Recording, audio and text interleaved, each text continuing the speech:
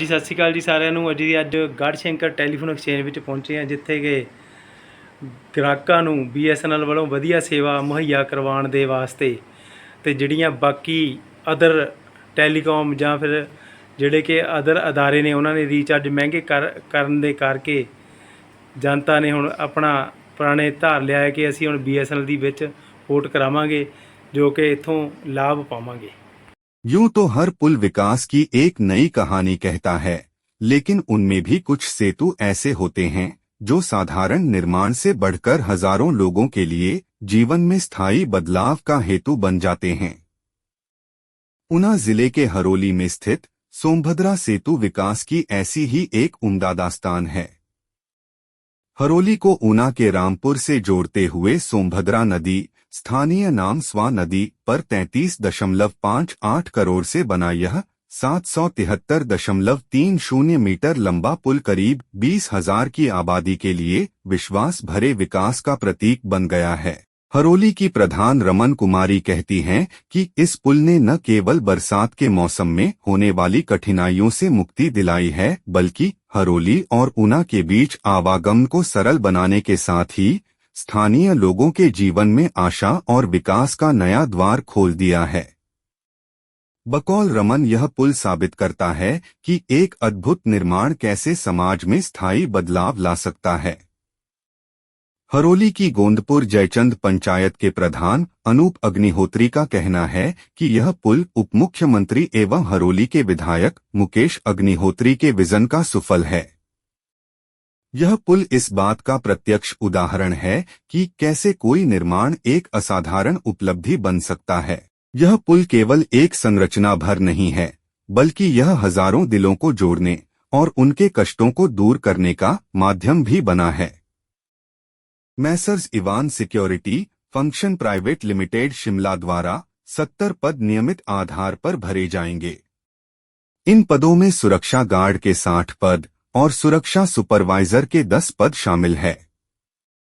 यह जानकारी देते हुए जिला रोजगार अधिकारी अक्षय शर्मा ने बताया कि इन पदों के लिए साक्षात्कार 6 अगस्त को प्रातः 10:30 बजे जिला रोजगार कार्यालय ऊना और 7 अगस्त को उप रोजगार कार्यालय अंब में लिया जाएगा। उन्होंने बताया कि इन पदों के लिए शैक्षणिक योग्यता 10वीं, 12वीं, ग्रेजुएशन, पोस्ट ग्रेजुएशन और MBA होना अनिवार्य है। इन पदों के लिए अभ्यर्थी की आयु 20 से 36 वर्ष तथा प्रतिमाह वेतन 12 से 25,000 रुपये निर्धारित किया गया है। उन्होंने बताया कि इच्छुक अभ्यर्थी अपनी योग्यता प्रमाण पत्र, जन्मतिथि, रोजगार कार्यालय का पंजीकरण card, Aadhaar card, Himachali bona fide, 2 passport size photo व मूल प्रमाण पत्रों से साक्षात्कार में भाग ले सकते हैं। अधिक जानकारी के लिए 94,182 से 17,918, 82,218 से 62,918 पर संपर्क किया जा सकता है। साक्षात्कार में आने जाने का यात्रा भत्ता देय नहीं होगा। Civil surgeon doctor Balwinder Kumar Damana ने जिला आई एसोसिएशन होशियारपुर के साथ बैठक की। इस अवसर पर नेत्रदान संस्था के सदस्यों के प्रोत्साहन से श्रीमती हरविंदर कौर होशियारपुर ने अपनी मृत्यु के बाद अपना शरीर मेडिकल रिसर्च के लिए दान करने का संकल्प लेते हुए फॉर्म भरा।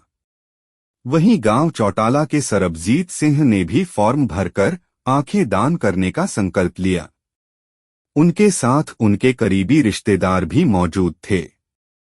इस दौरान सिविल सर्जन डॉक्टर दमाना व नेत्रदान संस्थाओं ने शरीर व नेत्रदान करने वालों को प्रमाण पत्र देकर सम्मानित किया। इस अवसर पर डॉक्टर दमाना ने मानवता के कल्याण के लिए किए जा रहे इस नेक कार्य के लिए देहदानियों एवं नेत्रदानदाताओं को बधाई दी और कहा कि मानवता के कल्याण के लिए इस नाशवान शरीर को जलाने या दफनाने के बजाय दान कर दिया जाए तो इससे मानवता का कल्याण होगा। नेत्र या देहदान करना एक महान कार्य है। हम सभी को देश की सेवा में अपना बहुमूल्य योगदान देना चाहिए। उन्होंने कहा कि चिकित्सा शिक्षा और अनुसंधान के क्षेत्र में जबरदस्त प्रगति के कारण आज यह संभव हो गया है, कि हम किसी को भी अंग दान कर सकते हैं। इस तरह की एक महान सेवा किसी की जान बचा सकती है। ਜੀ ਸਤਿ ਸ਼੍ਰੀ ਅਕਾਲ ਜੀ ਸਾਰਿਆਂ ਨੂੰ। ਅੱਜ ਗੜ੍ਹਸ਼ੰਕਰ ਟੈਲੀਫੋਨ ਐਕਸਚੇਂਜ ਵਿੱਚ ਪਹੁੰਚੇ ਹਾਂ, ਜਿੱਥੇ ਕਿ ਗ੍ਰਾਹਕਾਂ ਨੂੰ BSNL ਵੱਲੋਂ ਵਧੀਆ ਸੇਵਾ ਮੁਹੱਈਆ ਕਰਵਾਉਣ ਦੇ ਵਾਸਤੇ ਤੇ ਜਿਹੜੀਆਂ ਬਾਕੀ ਅਦਰ ਟੈਲੀਕਾਮ ਜਾਂ ਫਿਰ ਜਿਹੜੇ ਕਿ ਅਦਰ ਅਦਾਰੇ ਨੇ ਉਹਨਾਂ ਨੇ ਰੀਚਾਰਜ ਮਹਿੰਗੇ ਕਰਨ ਦੇ ਕਰਕੇ ਜਨਤਾ ਨੇ ਹੁਣ ਆਪਣਾ ਪੁਰਾਣੇ ਧਾਰ ਲਿਆ ਹੈ ਕਿ ਅਸੀਂ ਹੁਣ BSNL ਦੀ ਵਿੱਚ ਪੋਰਟ ਕਰਾਵਾਂਗੇ, ਜੋ ਕਿ ਇੱਥੋਂ ਲਾਭ ਪਾਵਾਂਗੇ। ग्रामीण मजदूर यूनियन पंजाब मजदूरों की मांगों को लेकर 21 अगस्त से ब्लॉक विकास एवं पंचायत अधिकारियों के दफ्तरों के सामने धरना देगी। यह निर्णय आज यहां संघ की बैठक में लिया गया। इस संबंध में जानकारी देते हुए यूनियन के जिला नेता कमलजीत सनावा ने कहा कि इन धरनों से गांवों में लाल रेखा के अंदर की जमीन का मालिकाना हक देने, आवासीय भूखंडों का आवंटन एवं मकान निर्माण हेतु अनुदान देने, भूमि के पुनर्वितरण के लिए सीमांकन कानून लागू कर 17.5 एकड़ भूमि में से अधिशेष भूमि को भूमिहीनों के बीच समान रूप से वितरित किया जाना चाहिए। मैग्नरेगा मजदूरों की दैनिक मजदूरी बढ़ाने, पूरे साल काम देने और सामाजिक उत्पीड़न बंद करने की मांगों को लेकर दिया जा रहा है। उन्होंने कहा कि माननीय सरकार ने कई बार ग्रामीण मजदूरों को लाल रेखा के अंदर जमीन का मालिकाना हक देने का वादा किया है, लेकिन ये वादे पूरे नहीं किए गए। सनावा ने कहा कि भूमि परिसीमन कानून बने आधी सदी से अधिक समय बीत चुका है, लेकिन इस कानून को किसी भी सरकार ने लागू नहीं किया है। श्रमिक नेता ने कहा कि हर परिवार के एक सदस्य को सरकारी नौकरी दी जाए।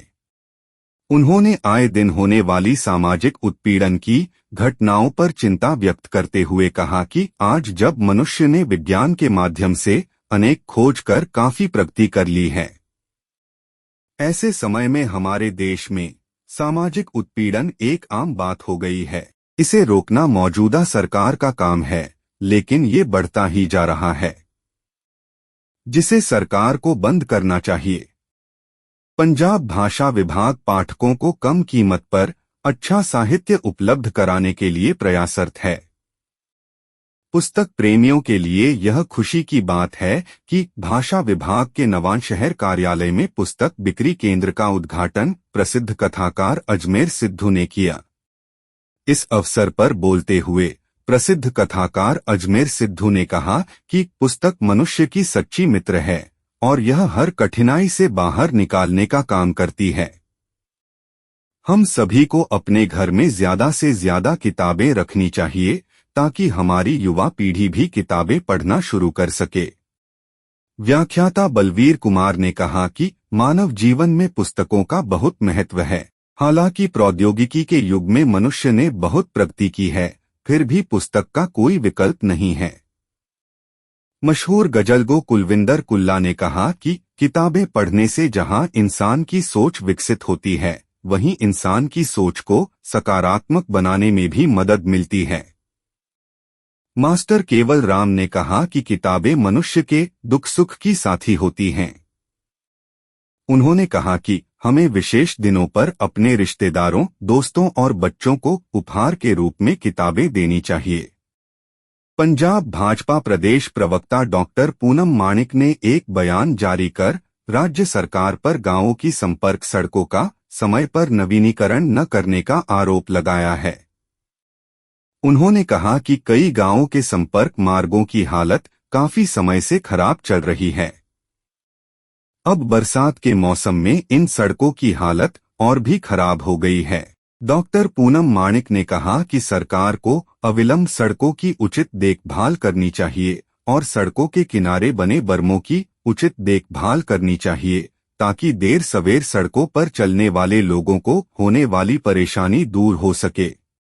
उन्होंने कहा कि पंजाब के लोगों को इस सरकार से जो उम्मीदें थीं, वे सभी टूट गई हैं, क्योंकि लोगों को विकास के नाम पर राज्य में कोई काम होता नजर नहीं आ रहा है और जो कमियां कांग्रेस सरकार में निकालकर ये सरकार बनी, वो कमियां आज भी कायम हैं।